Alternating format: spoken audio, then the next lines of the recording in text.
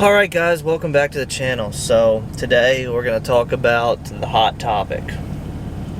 Not necessarily the hot topic, which is fuel prices, because in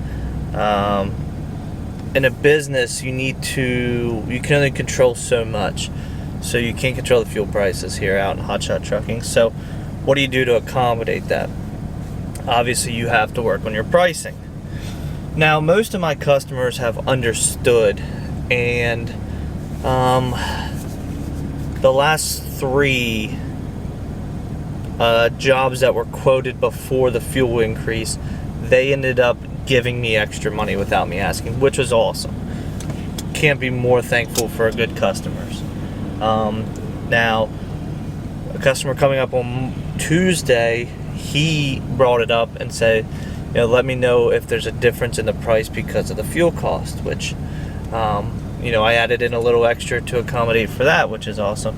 And then a longer haul later in the week, and all these are direct customers, so some of this might not apply to people that work strictly off the load board, but these are all direct customers I've acquired, jobs I've quoted.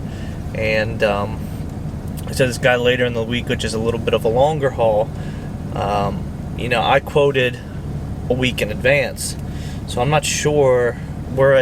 I just paid $5.08 a gallon. Pump price was $5.99, but with my fuel card I got it for $5.08. So $5.08 now, it could be $10 a gallon in a week when I'm haul this load, but I quoted accordingly to kind of accommodate for fluctuation. Now, not that much fluctuation, but a little bit, because it is a bit of a longer haul. I did shoot high because of fuel price and what the product is, and space it's going to take up on my deck. But I brought this question up on my Instagram to some fellow hotshotters to say, with the crazy time we have going on right now, how good are your quotes, or how long are your quotes good for? And I've got all kinds of answers, which make sense. Some guys were telling me 3 days they were letting for their quotes to be good. Some is, if you don't lock it in right there, then it's subject to change, and quotes are subject to change unless you have a signed contract. So what I decided to do with my customers is just let them know up front, hey, let's just use even numbers. Let's just say, hey, this is $1,000 job, all right? We can lock it in right now, which would require either a deposit or full payment, and a date that we're doing this. Say a guy calls me on Monday and he wants next Monday. Well, that's fine. We need to lock it in right now, or that's subject to change. That price is subject to change. And that was I was doing stuff like that even before the fuel prices, the craziness in fuel prices, because people will seek quotes, and they'll be looking for the lowest quote, and they're going to move on. It's usually people you never heard from before. So we can lock this in right now, and that price is guaranteed if we take a deposit today or you pay in full up front. So that's what I've been doing with my customers, and I don't have to do it with all of them because most of them understand. And a lot of the jobs that I do are by quote, like these big companies I work for. Like I don't have a trailer with me right now, but I have a piece that is less than 100 pounds that's paying $4 a mile in the bed of my truck because they sent the wrong piece, which is awesome for me.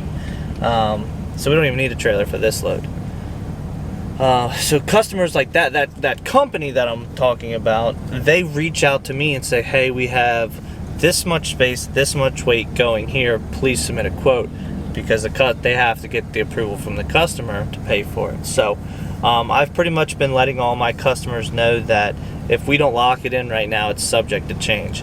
And when they ask, well, how much could it fluctuate, because some people are working on a budget, and I say, current fuel prices, say $5, and if it goes up 10%, the quote goes up 10%.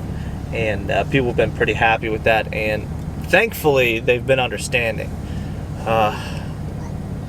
I don't get in these situations a lot, that if people get upset when quotes change, but it's easier just to be upfront with them and saying this is subject to change if we don't lock it in right now. So they're, in the back of their mind, they're thinking, if the world shuts down and fuel goes to $10 a gallon, the price could go up. So don't mind the little grumblings in the background. That's my daughter just waking up from a nap in her car seat, and she likes to talk a little bit. So let me know what you guys think. Let me know if you guys are in the business, what you're doing to accommodate fuel price change, and we'll see you on the next one.